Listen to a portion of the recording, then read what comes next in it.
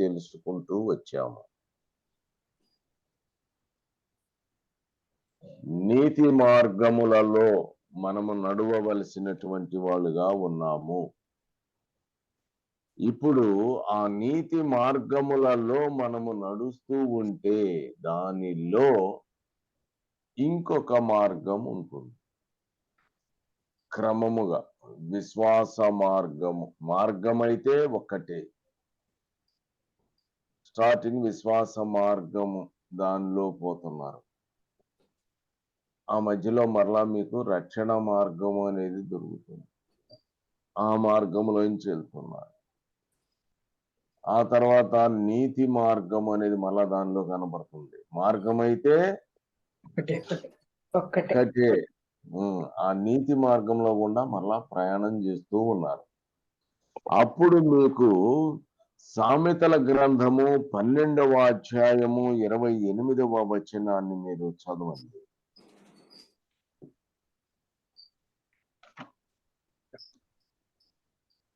నీతి మార్గమునందు జీవము కలదు, దాని త్రోవలో మరణమే లేదు. ఆమేన్. దాని త్రోవలో మరణమే లేదు. కాబట్టి నీతి మార్గములో నుంచి పోతున్నటువంటి మీకు జీవము కలదు. అంటే జీవ మార్గము అనేది మరలా ఇంకొకటి దాంట్లో ఎంటర్ అయింది. దాంట్లో ఇక మరణము లేదు. కాబట్టి ఆ జీవ మార్గము అనేటువంటి దాని గురించి మళ్ళా దానిలోకి ప్రవేశించండి. దేవునికి మహిమ కలుగును గాక. ఈ నీతి మార్గములో ప్రయాణము చేస్తున్నటువంటి మీరు అయా జీవ మార్గమును మాకు తెలియచేయమని మీరు ప్రార్థించే వాళ్ళుగా ఉండాలి. విశ్వాస మార్గములో ప్రయాణం ఎంటర్ అయినటువంటి మీరు రక్షణ మార్గాన్ని నాకు తెలియజేయి ప్రభువా. రక్షణ మార్గములో ప్రయాణము చేస్తున్న మీరు నీతి మార్గము నాకు తెలియజేయి ప్రభువా. నీతి మార్గములో ప్రయాణిస్తున్నటువంటి మీరు జీవ మార్గము అనేటువంటి దానిని మీరు అడగవలెను. 16వ కీర్తన 11వ వచనాన్ని చదవండి. న్యాయమైన త్రాసునకు తూనిక రాళ్లను యెహోవా యొక్క ఏర్పాటులు, సంచుల గుండ్లన్నీ ఆయన నియమించింది. 16-11 16 సామెతలు 11 కీర్తనల కీర్తన తల్లి 16వ కీర్తన 11వ వచనము. జీవ మార్గమునకు నీవు నాకు తెలియజేసేదవు, నీ సన్నిధిని సంపూర్ణ సంతోషము కలదు, నీ కుడి చేతిలో నిత్య సుఖములు కలవు. ఆమేన్. ఆమేన్. జీవ మార్గము నీవు నాకు తెలిపెదవు. కాబట్టి నీతి మార్గములో ప్రయాణము చేస్తున్నటువంటి నీకు ఇప్పుడు ఆ జీవ మార్గము నీకు తెలియజేయబడాలి. అప్పుడు ఆయన సన్నిధిని నీవు సంతోషము, సంపూర్ణమైనటువంటి ఒక సంతోషాన్ని నీవు పొందుకుంటావు. ఆయన కుడి చేతిలో నిత్యము సుఖములు కలవు.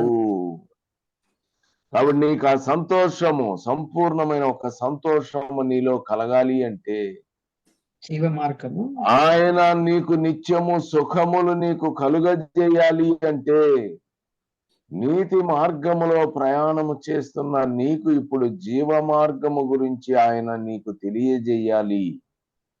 ఆయన తెలియజేసేవాడై ఉన్నాడు. దేవునికి మహిమ కలుగును గాక.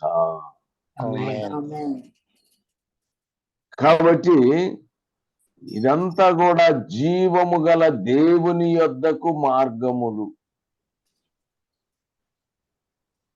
జీవము గల దేవుని యొద్దకు మార్గాలు.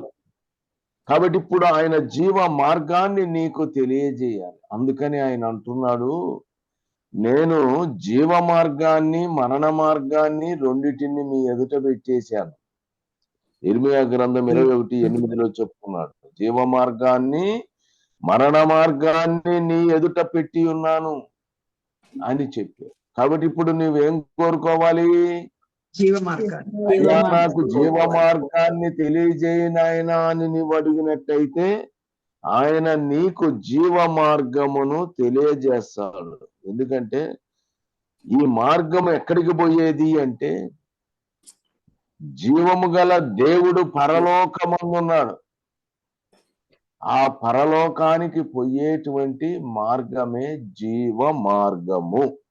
సామెతలు 15వ అధ్యాయము 24వ వచనము చూడండి. క్రిందనున్న పాతాళమును తప్పించుకొనవలనని బుద్ధిమంతుడు పరమునకు పోవు జీవ మార్గమును నడుచుకొనును. ఆమేన్. క్రిందనున్న పాతాళాన్ని తప్పించుకోవాలని బుద్ధిమంతుడైనటువంటి వాడు ఏం చేస్తాడు? పరమునకు పోవు జీవ పరమునకు పోవు జీవ మార్గమును నడుచుకోను. కాబట్టి మొట్టమొదటి అయ్యా జీవ మార్గము నాకు తెలియజేయ్యా అని ఆయన సన్నిధిలో మొరపెట్టుకొని ఇప్పుడు ఆయన జీవ మార్గాన్ని నీకు తెలియజేస్తే నీవు ఇప్పుడు ఆ పరమునకు ఆయన సన్నిధికి, ఆయన ఎక్కడైతే ఉన్నాడు, ఎక్కడున్నాడు? పరలోకమందున్న మా తండ్రి. కాబట్టి ఆ పరలోకములో ఆయన ఉన్నాడు గనుక అక్కడికి నిన్ను తీసుకువెళ్ళేటువంటి ఒక మార్గం ఉంది. ఆ మార్గము జీవ మార్గమై ఉన్నది. బుద్ధిమంతుడు గనక అయితే ఏం చేస్తాడు? ఈ మార్గాన్ని ఎంచుకుంటాడు. ఆయన 2 మార్గాలు పెట్టాడు. ఒకటి జీవ మార్గాన్ని పెట్టాడు, రెండోది మరణ మార్గాన్ని పెట్టాడు. బుద్ధిమంతుడైతే జీవ మార్గం కావాలని ఆ జీవ మార్గాన్న నడుచుకుంటాడు. అయితే మరి ఈ జీవ మార్గములోకి ఎంటర్ అయితే ఈ జీవ మార్గములో ఏముంటుంది అనేటువంటి విషయాన్ని మీరు గ్రహించుకోవాలి. దేవునికి మహిమ కలుగును గాక. సామెతల గ్రంథము 6వ అధ్యాయము 23వ వచనాన్ని జాగ్రత్తగా చదవండి. ఆజ్ఞ దీపముగాను ఉపదేశము ఒకటి వెలుగుగాను. ఆజ్ఞ ఎలాంటిదట? దీపముగాను దీపముగాను, ఉపదేశము వెలుగుగాను ఉపదేశమేమో వెలుగుగాను ఉండును. శిక్షార్థమైన కత్తింపులు జీవ మార్గములు. ఆమేన్. శిక్షార్థమైన గద్దింపులే జీవ మార్గం. జీవ మార్గములు. ఆయన నిన్ను గద్దించినప్పుడు నీవు లోబడ లోబడిపాలు విసుక్కోకూడదు. బాధపడటం అనేటువంటిది సహజమైన ఆయన నిన్ను గద్దిస్తున్నాడు అనే విషయము నువ్వు గ్రహించినట్టయితే దానికి ప్రతిఫలము ఆయన మరలా నీకు దయచేసేవాడు ఉన్నాడు. నిన్ను మరలా ఎక్కడికి నడుపుతున్నాడు? జీవ మార్గములో నిన్ను నడుపుతున్నాడు. అయా జీవ మార్గము నాకు తెలియజేయనాయన. నిన్ను తీసుకొచ్చి జీవ మార్గములో నడిపిస్తున్నాడు. ఆ సమయంలో ఆయన యొక్క ఆజ్ఞ నీకొక ఆ మార్గములో దీపంగా ఉంది. నువ్వు నడవాలి అంటే నీకు చీకటిలో, కారు చీకటిలో నువ్వు నడిచే వ్యక్తివి కాదు. నువ్వేమై ఉన్నావు? వెలుగై ఉన్నావు. లోకమునకు వెలుగై ఉన్నావు. కాబట్టి ఆయన లోకమునకు వెలుగై ఉన్నాడు, మన ప్రభు అయిన యేసుక్రీస్తు. కాబట్టి ఆయన ఆజ్ఞలను ఎవరైతే పాటిస్తున్నారో, ఆయన ఆజ్ఞలకు ఎవరైతే అనుసరించి ఆజ్ఞలు నడుస్తున్నారో వారి ముందర దీపము అనేటువంటిది అక్కడ ఉంటూ ఉంది. ఆ తరువాత ఆ దీపము కాంతిలో నడుస్తున్నటువంటి నీకు ఒక వెలుగు కలుగుతుంది. దీపం ఉంది, అది వెలిగింపబడకపోతే ప్రయోజనము లేదు. కాబట్టి ఆ దీపం వెలిగింపబడాలి. ఆ వెలిగించబడినటువంటిదే ఉపదేశము. కాబట్టి ప్రతి దినము మీరు ఉపదేశమును పొందుతూ ఉన్నారు. ఉపదేశం పొందుతున్నారంటే ఇప్పుడు ఏమవుతుంది? మీకు వెలుగు మీ మీద ప్రకాశించుచున్నది. లెమ్ము తేజరిల్లుము, ఆయన ఆజ్ఞలు మీ ఎదుటనున్నాయి. ఆ ఆజ్ఞలు మీకు దీపముగా ఉంటున్నాయి. ఆ ఆజ్ఞలలో నుండి వచ్చే ఉపదేశం ఏదైతే ఉందో అది మీకు వెలుగుగా ఉంటుంది. తర్వాత దేవునికి మహిమ కలుగునుగాక. ఆ మార్గములో గద్దింపులు ఉన్నాయి. గద్దింపు ఎవరికి? జీవ మార్గంలో కుడికి గాని ఎడమకు గాని, కుడికి గాని ఎడమకు గాని తిరుగుతున్న సందర్భములో నీకు గద్దింపు అవసరం. గద్దించకపోతే ఎక్కడికి వెళ్ళిపోతాడు వీడు? మరణ మార్గానికి ఆ మరణ మార్గంలోకి వెళ్ళిపోతాడు. అందుకని ఆయన ప్రేమించేటువంటి వారిని ఏం చేస్తాడట? గద్దిస్తాడు, శిక్షిస్తాడు. గద్దించి శిక్షించి బుద్ధి చెప్పి మరలా తనకు కుమారుడు కుమార్తెలుగా మిమ్మలను చేసుకొనుచున్నాడు. దేవునికి మహిమ కలుగునుగాక. కాబట్టి ఆయన యొక్క ఉపదేశమును మనము అంగీకరించేటువంటి వాళ్ళుగా ఉండాలి. ఆయన ఆజ్ఞలు దీపముగా ఉన్నాయి. ఆజ్ఞల నుంచి వచ్చిన ఉపదేశము మనకు వెలుగుగా ఉన్నది. ఇప్పుడు ఆ ఉపదేశమును నీవు ప్రక్కకి త్రోసివేయటానికి వీలు లేదు. నీవు అంగీకరించాలి. జీవ మార్గములో నడిచేటువంటి వాళ్ళందరూ కూడా ఆయన ఉపదేశమును అంగీకరించేటువంటి వాళ్ళుగా ఉంటారు. ఈ వాక్యమును మీరు సామెతలు 10వ అధ్యాయం 17వ వచనాన్ని చూడండి. ఉపదేశమును అంగీకరించేవాడు జీవ మార్గంలో ఉన్నాడు. గద్దింపునకు ఉపదేశమును అంగీకరించేవాడు జీవ మార్గములో ఉన్నాడు. జీవ మార్గములో ఉంటాడు. ఎవడైతే ఉపదేశాన్ని తృణీకరిస్తున్నాడో, వాళ్ళకి అది నచ్చదో, వాడు ఆ పాతాళములోనికి పోవటానికి మరణ మార్గం అనేటువంటిది ఒకటి ఉంది. వాడు మరణ మార్గాన్ని కోరుకుంటున్నాడు. ఆ మార్గానికి వెళ్ళిపోతాడు. అందుకని ఒక మార్గము దేవుడు ఏర్పాటు చేశాడు. ఆ మార్గము నేనే మార్గము అని మన ప్రభు అయిన యేసుక్రీస్తు చెప్పాడు. ఆ మార్గము ఒక్కటే. ఆ మార్గములో మొట్టమొదటగా విశ్వాస మార్గము అనేటువంటిది ఒకటి ఓపెన్ అయింది. అంతకుముందు ఏముంది? ధర్మశాస్త్ర సంబంధమైనటువంటి మార్గం ఉంది. దాని ద్వారా పరమునకు లేకపోతే దేవుని యొద్దకు, జీవము గల దేవుని యొద్దకు ఎవరు కూడా పోలేకపోతున్నారు గనుక ఇప్పుడు మనకి ఒక మార్గాన్ని ప్రభు అయిన యేసుక్రీస్తు ద్వారా ఏర్పరిచాడు. అది విశ్వాస మార్గమై ఉన్నది. ఆ విశ్వాస మార్గంలోకి నీవు ఎంటర్ అయ్యావు. కృప, కేవలము ఉచితమైన కృప చేతనే నీవు ఆ మార్గంలోకి ఎంటర్ అయ్యావు. ఎంటర్ అయిన నీకు ఆయన కృప చేత నీకు రక్షణ అనేది అనుగ్రహించబడుతుంది.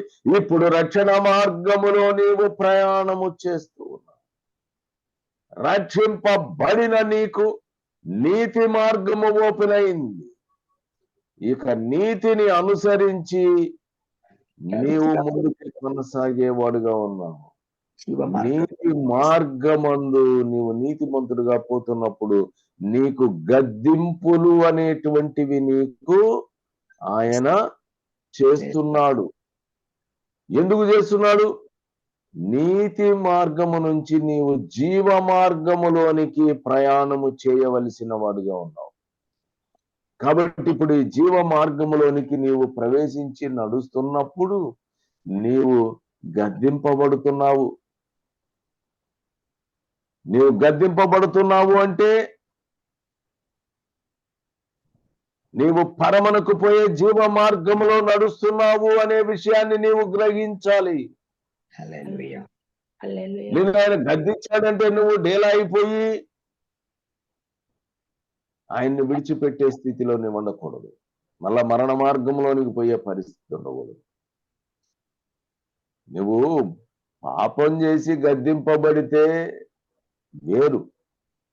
నీవు నీతి మార్గంలో నడుస్తూ నీవు గద్దింపుకు లోబడినప్పుడు ఆయన నిన్ను గద్దించినప్పుడు, గద్దింపు అనేది ఏ రకంగానైనా ఆయన నిన్ను గద్దించవచ్చును. నీ పరిస్థితులను బట్టి, నీకు ఇవ్వాల్సిన బహుమానాన్ని బట్టి ఆయన నీకు బహుమానం ఇవ్వాలని ఉద్దేశించాడు. నీవు ఆ జీవ మార్గం గుండా పరమనున్న తండ్రి, జీవము గల తండ్రి యొద్దకు నువ్వు చేరగలిగినప్పుడు నీకు ఆయన బహుమానం ఇవ్వాలనుకున్నాడు. అప్పుడు ఏం చేయాలి? నిన్ను నశించిపోతున్న సువర్ణం అగ్ని పరీక్ష ద్వారా పరీక్షింపబడినట్లుగా నువ్వు శ్రమల ద్వారా నువ్వు గద్దింపులు పొందుతున్నావు. కష్టములు, శోధనలు, అనేక రకాలైనటువంటి పరీక్షలు. ఆ పరీక్షలు నీకు కలిగినప్పుడు నీవు ధైర్యముగా ఆ మార్గం ఒకే ఒక మార్గం ఉంది కదా, ఆ మార్గంలో నీవు ప్రయాణము చేయవలసిన వాడు. నీకు చిన్న వ్యాధి వచ్చింది, భయపడిపోయి అమ్మా అని చెప్పి వెళ్ళిపోతానికి కుదరదు. నీకు శ్రమ వచ్చింది, పారిపోవద్దు, ధైర్యంగా నిలువు. నీ కష్టం వచ్చింది, నిలువు. నువ్వు ఎక్కడ దాటుకుంటా వచ్చావు? నువ్వు విశ్వాస మార్గంలోంచి ప్రవేశం పొందేశావు, రక్షణ మార్గంలోకి వచ్చావు, రక్షణ మార్గం నీతి మార్గంలోకి వచ్చావు, నీతి మార్గం నుంచి జీవ మార్గంలో ప్రవేశించి ఇప్పుడు ఆయన ఆజ్ఞలను అనుసరించి ఆయన ఉపదేశమును అంగీకరిస్తూ ఆయన గద్దింపులను సహితము నువ్వు సహించేటువంటి వానిగా ముందుకు కొనసాగుతున్న నీవు మరలా వెనకకు తిరగకూడదు. కాబట్టి ఈ గద్దింపులు నీతి నిమిత్తమై నువ్వు గద్దింపబడుతున్నావా లేదా అని పరిశీలన నువ్వు చేసుకో.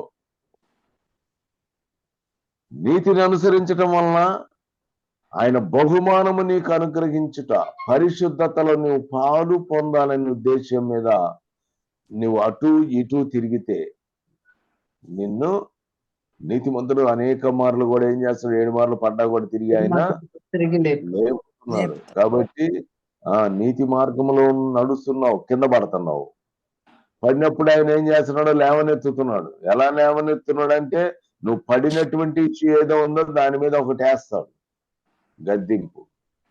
గద్దించి నువ్వెందుకు పడుతున్నావు, మాటికి పడకు అని చెప్పి నీకు సహాయం చేస్తూ నిన్ను గద్దించి మరలా నిన్ను ఆ జీవ మార్గంలో తీసుకొచ్చి నిల్చోబెడతాడు.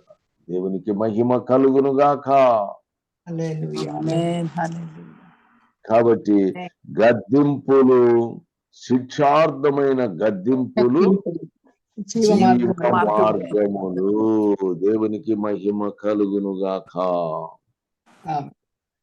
ఇప్పుడు నువ్వు బుద్ధిమంతుడుగా పరమునకు పోవాలని జీవ మార్గములో నడుస్తున్నావు. అపోస్తుల కార్యము 2వ అధ్యాయం 28వ వచనములో ఆ జీవ మార్గములను ఆయన తెలిపి ఉన్నాడు. అంతకుముందు ఏం తెలుసుకున్నాము? జీవ మార్గము నీవు నాకు తెలియజేసేదవు అన్నారు. జీవ మార్గం ఇప్పుడు తెలియజేయబడుతూ ఉంది. ఆ జీవ మార్గము అంటే ఇప్పుడు ఆ జీవ మార్గంలో శిక్షార్హమైన గద్దింపులు ఉన్నాయని తెలిసింది. కాబట్టి ఇప్పుడు ఆ జీవ మార్గము నీకు తెలియజేయబడింది. ఆ జీవ మార్గము మన ప్రభువు అయిన యేసుక్రీస్తుయే. అందుకనే నాకు జీవ మార్గములు తెలిపితివి, నీ దర్శనం అనుగ్రహించి నన్ను ఉల్లాసముతో నింపెదవు. దేవునికి మహిమ కలుగు. కాబట్టి క్రీస్తు యేసే జీవ మార్గమై ఉన్నాడు గనుక ఆయనను నీవు కలిగి ఉంటే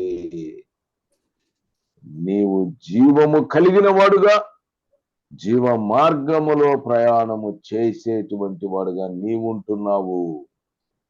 దేవునికి మహిమ కలుగును గాక. దేవుడి వాక్యమును మీ హృదయములో ఫలింపులోనికి తీసుకొని వచ్చును గాక.